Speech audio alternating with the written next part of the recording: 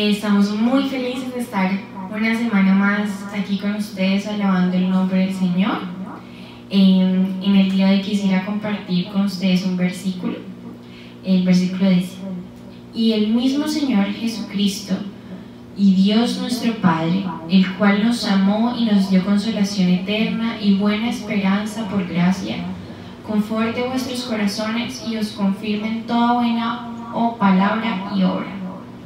El versículo es 2 Tesalonicenses 2, del 16 al 17. Ahora los invito a disponer sus corazones para alabar el nombre de Dios y que le digamos juntos cuánto lo amamos, cuánto enamorados estamos de Él.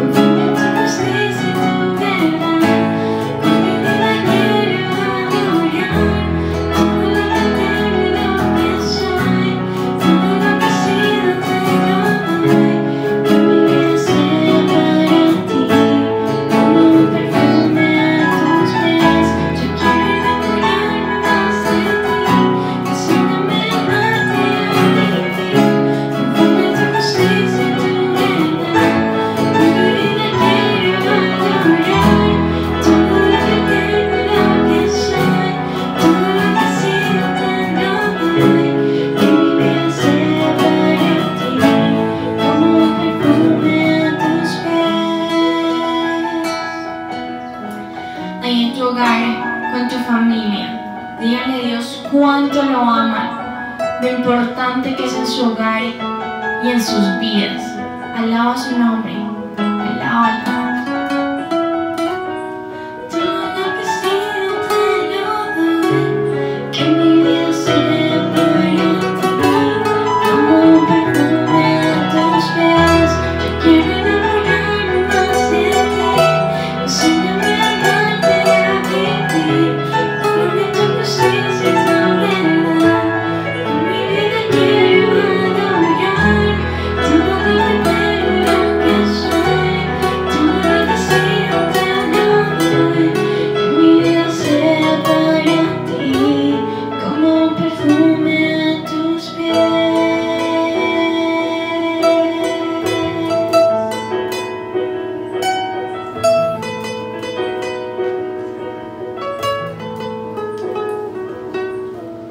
Dios los bendiga, hermanos, y que esta semana esté llena de gozo y de bendiciones para ustedes.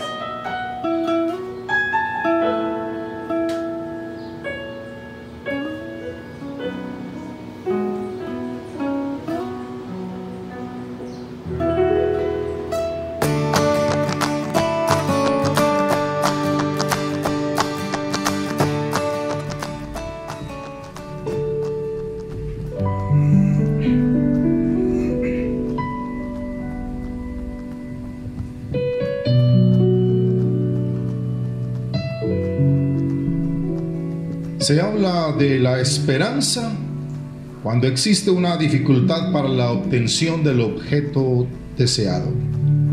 La esperanza mira al futuro, al bien futuro que aún no se posee, pero que es posible alcanzar. Esta es la Iglesia Bautista de la Fe en Cali, Colombia, y este es el segundo sermón de la serie El Dios de toda esperanza.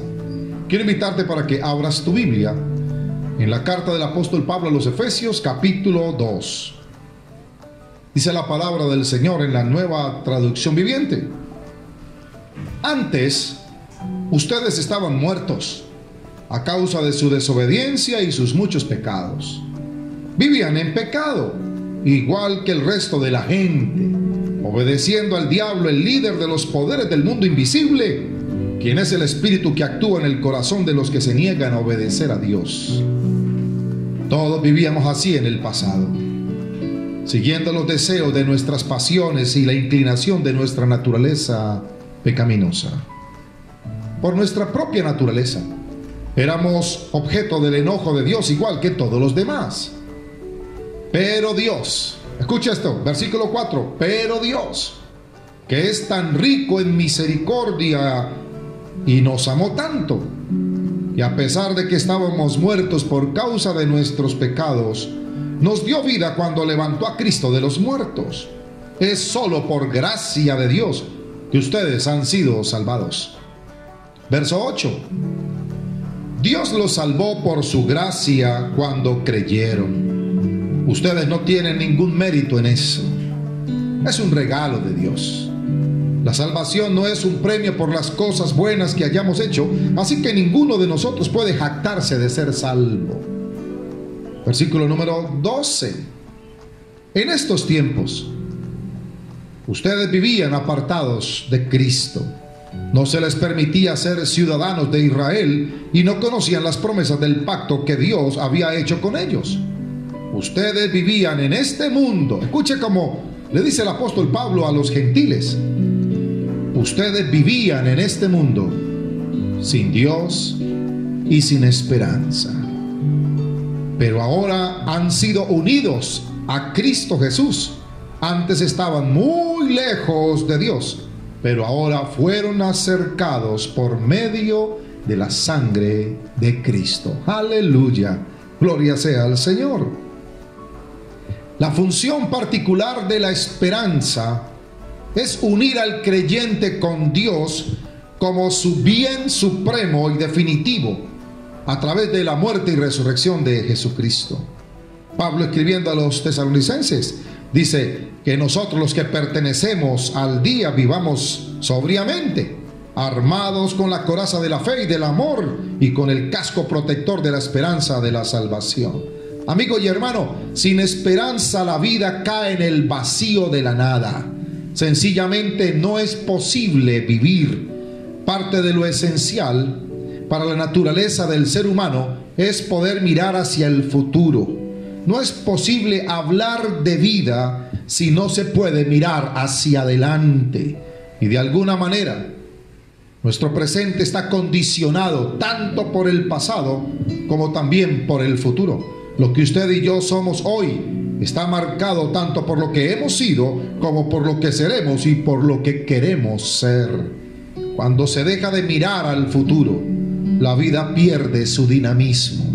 Bíblicamente hablando, estar sin esperanza es estar sin Dios. Es estar en los ídolos, es decir, en la nada. No tener esperanza en la otra vida hace de la muerte una tragedia, un absurdo. Coloca al ser humano en una situación trágica, miserable, porque le recuerda que es un simple ser para la muerte.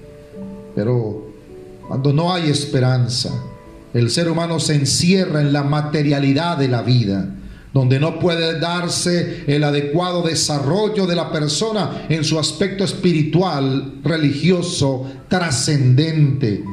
Pero la palabra de Dios hoy nos dice otra cosa: el hombre está hecho para la inmortalidad.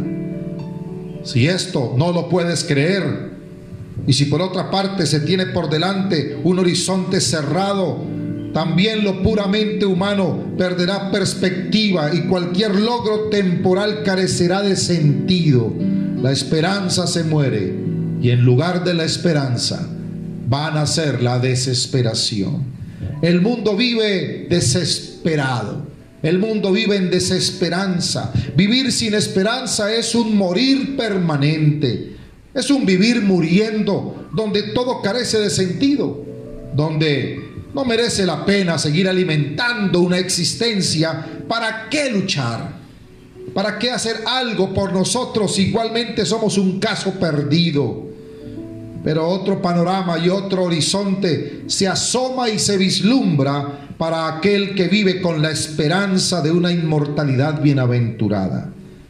Llena la vida de dinamismo, le llena la vida de ilusión. La esperanza es el motor vital que nos impulsa a querer existir, a hacer que valga la pena conocer lo que el mundo nos ofrece aquí. Por eso Jesús dijo en el Evangelio de Marcos 8:36, ¿qué beneficio obtienes? ¿Qué beneficio obtienes si ganas el mundo entero, pero pierdes tu propia alma? La esperanza, amigo y hermano, es el hilo conector de la nada con el todo.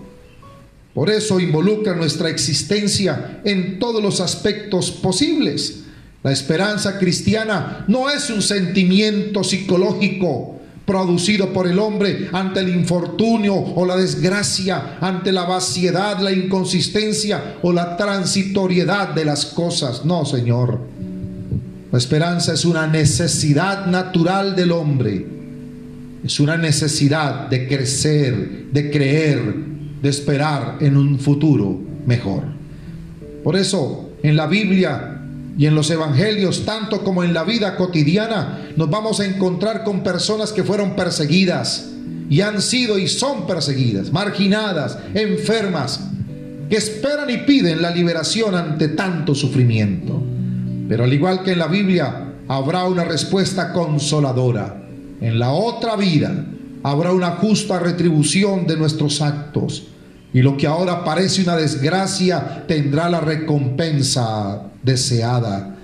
En el Evangelio de Mateo, en el capítulo 5, Jesús dijo: los que lloran serán consolados, los que tienen hambre de que tienen falta de justicia serán saciados, los que son perseguidos entrarán a tomar posesión del reino de Dios. Así que la esperanza nos permite soñar con cambios sustanciales cuando nos sentimos en un estado de necesidad.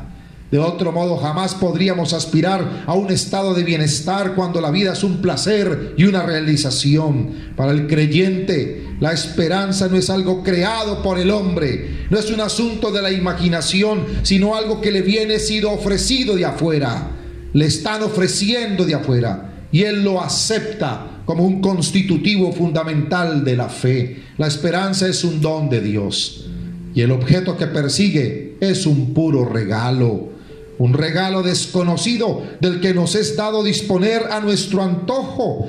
La esperanza por sí misma no puede alcanzar lo que espera, lo alcanza por la bondad de Dios. Es pura dádiva, lo mismo que la fe. Todo en esta vida nos es dado por gracia. Así que, ¿cómo entender la esperanza cristiana? Permítame hablarle de algunas características que tiene la esperanza cristiana. Y la primera característica es que es una experiencia confiada. Dice el Evangelio de Juan en el capítulo 3:16: tanto amó Dios al mundo que entregó a su propio Hijo por nosotros para que tengamos vida eterna. Si Jesucristo murió por nosotros y vino para salvar y no para condenar, Él quiere entonces que todos los hombres se salven. Estamos salvados. Dudar de la salvación es dudar de Dios y de la eficacia redentora de la muerte de Cristo. Ante el futuro, el cristiano no tiene miedo alguno. Sabe que le espera una bienaventuranza eterna, el encuentro con Cristo para estar eternamente con Él. La salvación es incuestionable. El día del Señor, el último día, en realidad es el primer día.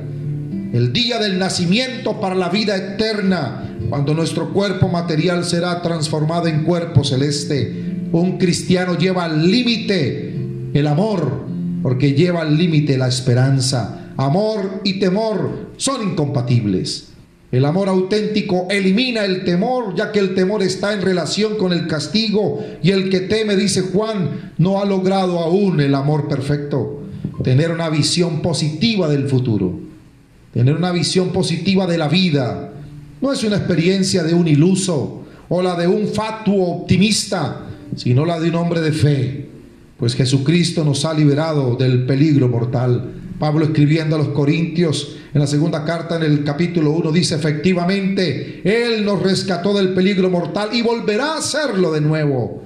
Hemos depositado nuestra confianza en Dios. Él seguirá rescatándonos. Aleluya. Si en Adán todos pecamos un día, en Cristo todos hemos sido justificados. Si Adán arrastró a la muerte a los hombres, el nuevo Adán los conducirá a la vida eterna.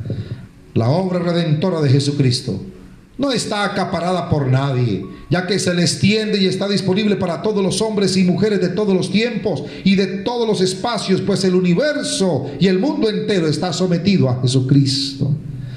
Lo que hace a la esperanza una experiencia confiada y cierta es que se apoya en la palabra de Dios, el cual es siempre fiel a su palabra.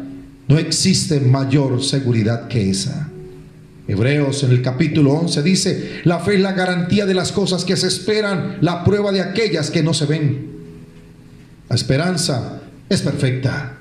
Cuando cambia su nombre por el de confianza, Dios se convierte entonces en esperanza y confianza, como dijo Jeremías en 17:10: yo, el Señor, investigo los corazones, examino las intenciones secretas, y a todos les doy la debida recompensa según lo merezcan sus acciones. Así que, hermano, esa es la vida. Así es la vida. Si usted no tiene confianza en Dios, su esperanza está muerta. El ser humano sin Dios es un muerto espiritual. Eso de no tener esperanza es cosa del mundo pagano. Así que entonces, la esperanza, dentro de sus características principales, es una experiencia confiada, pero en segundo lugar, es una experiencia sufriente.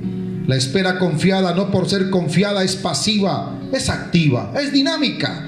Por una parte, mantiene al cristiano en tensión y en marcha hacia la gloria futura. Y por otro lado, le hace aguantar. Por otro lado, le permite soportar las tribulaciones en este mundo.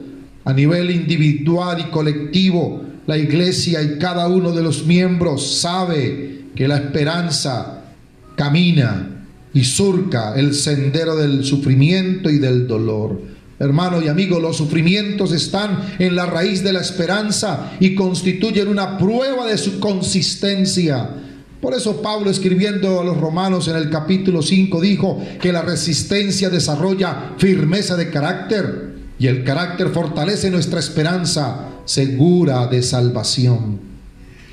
El Evangelio de Juan emplea una sola vez el verbo confiar, cuando predice a sus discípulos el futuro que tendrían a través de las tribulaciones.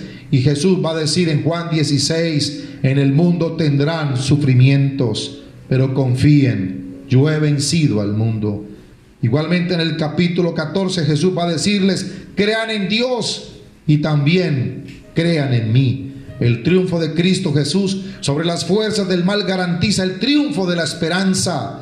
El sufrimiento, lejos de debilitar la fe y la esperanza, antes la fortalece. Sin la paciencia perseverante, la esperanza se agotaría. No hay que inquietarse por nada. Nada vale la pena.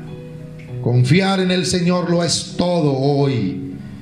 Esa es la gran esperanza. y al lado de la verdadera esperanza, todas las demás esperanzas son la nada.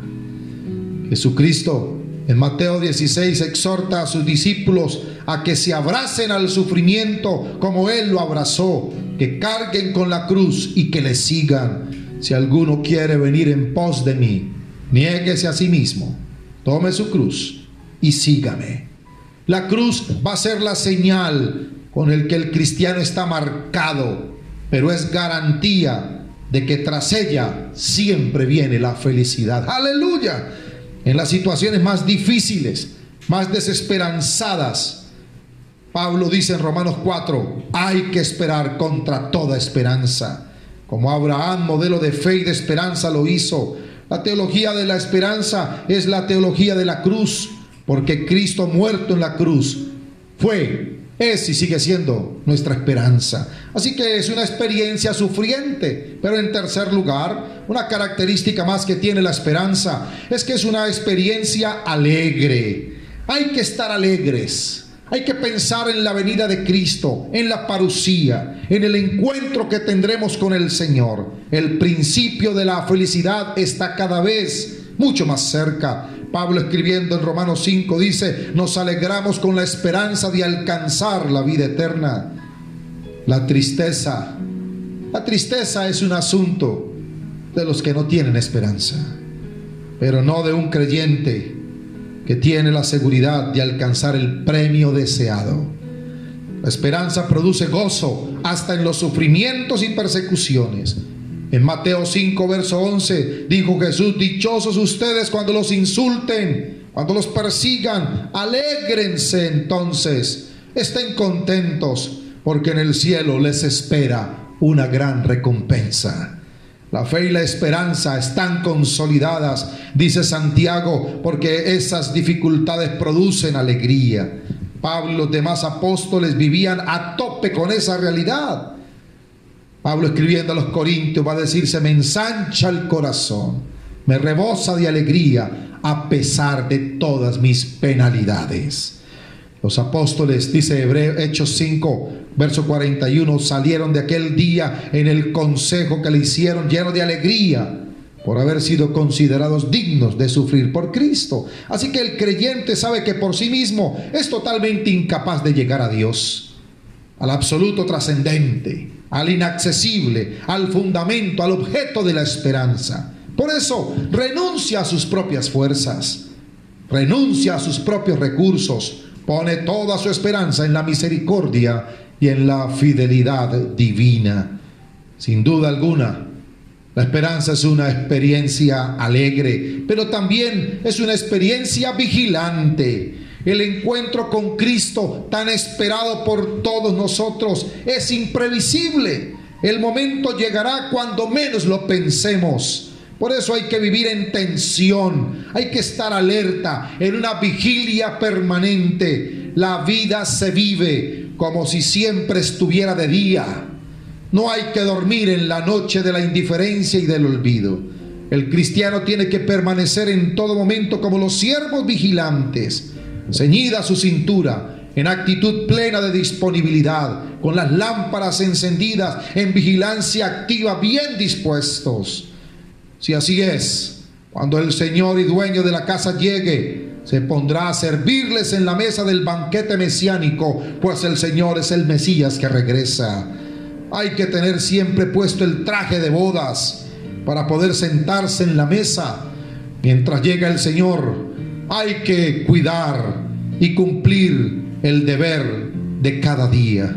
Como el criado, fiel y honesto, honrado, cumplidor de su deber y con su cometido, hay que portarse así, siempre fiel, estando al frente de la hacienda que nos han dado para administrar. Así que, hermano, la esperanza nos permite que podamos estar siempre preparados, pues de aquel día nada se sabe. Puede venir como el ladrón sin avisar, y hay que estar como el portero, atento para abrir la puerta al dueño de la casa, que puede llegar a cualquier hora de la noche. Cuando se vive con esperanza, vamos por la vida sin apegos, sin aferrarnos a nada de este mundo, porque hemos entendido que todo en esta vida es pasajero. Las cosas terrenas son pasajeras y caducas. No ofrecen seguridad alguna, por lo cual es inminente desentenderse de estas temporalidades de la realidad humana. Aunque el cristiano sabe que no es de este mundo, al mismo tiempo es consciente que está en el mundo, comprometido en la transformación de ese mundo. Estamos aquí para transformar este mundo, para volverlo un mundo nuevo, donde todas las cosas sean regeneradas, donde todo sea nuevo, donde el amor y la vida se puedan unir, donde todos podamos creer y esperar al que viene. La esperanza hace posible que el Evangelio se mueva en los espacios de la utopía y se realice con fe, con esperanza y con amor. Sin duda alguna, la esperanza es una experiencia confiada, sufriente, alegre, vigilante, pero también escatológica. La esperanza es una experiencia escatológica. La esperanza cristiana traspasa las barreras del tiempo, de este mundo, siempre va más allá de la muerte. Su última razón de ser descansa en el otro mundo. Se orienta hacia el futuro absoluto, hacia la plenitud de la salvación. Encuentra su pleno sentido en la escatología. Ver a Dios cara a cara. Ese es el todo de la esperanza. Aleluya. El objeto de la esperanza es futuro y presente al mismo tiempo, pues el presente es también escatológico, porque ese futuro es Cristo, es estar con Cristo, y Cristo ya ha venido y se ha ido, pero se ha quedado y vendrá en su gloria. Estamos pues en el ya, pero también en el todavía no. Con la muerte se desvelará lo que ya somos, se revelará la vida eterna que ya poseemos desde ahora. En ese último día, en el día de la salvación, tras un juicio que Dios hará con amor a su iglesia, y sobre el amor de un padre y el amor de un hijo que se aman, entraremos a participar del banquete celestial. Todo será alegría, todo será júbilo, pasaremos a ser miembros en plenitud del reino de Dios. La celebración de la comunión gozosa con una comunión congregada en torno al Rey nos permitirá ver a Dios cara a cara y estar eternamente con Él. Amigo y hermano, todos al final tenemos que morir. Pero este cuerpo, que es corruptible y se corromperá con la muerte, va a ser revestido de incorrupción y de inmortalidad. Amigo, vivimos en una casa terrena que está en ruinas, que hace aguas por todas partes, pero pasaremos a vivir a la casa del Padre, una casa celeste, indestructible, hecha por Dios, un arquitecto al que no se le derrumba ningún edificio. Se trata de una corporeidad espiritualizada y celeste. La vida del cristiano es una conformación con la muerte y con la resurrección de Jesucristo. Esperamos al Salvador y Señor Jesucristo, como dice el apóstol Pablo en Filipenses 3, el cual va a transformar nuestro cuerpo lleno de miserias conforme a su cuerpo glorioso. Yo le invito en esta hora, amigo y hermano, busque al Dios de toda esperanza. Y como dice Pablo en Romanos 6, injértese en Cristo y participe de su muerte para que pueda compartir también su resurrección. Ese es el fundamento, esa es la garantía de toda esperanza. ¿Cómo entender entonces la esperanza cristiana? Siempre debe ser entendida como una experiencia confiada, sufriente, alegre, vigilante y escatológica. Nada tiene sentido si al final de la historia no podré ver a Dios cara a cara.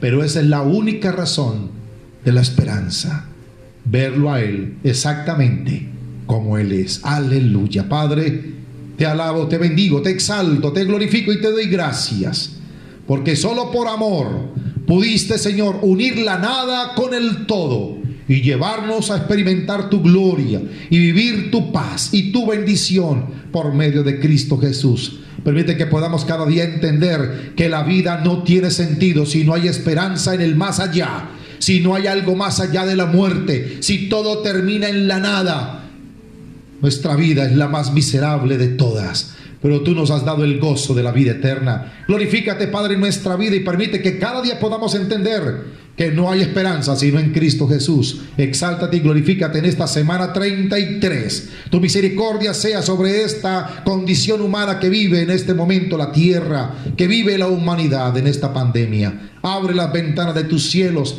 trae sanidad, restauración, liberación, poder y victoria sobre cada hogar, cada vida, sobre tu iglesia. Concédenos tu paz y tu gozo y vivir siempre llenos de esperanza en Cristo Jesús. Aleluya. Amén. Gracia y paz para tu vida.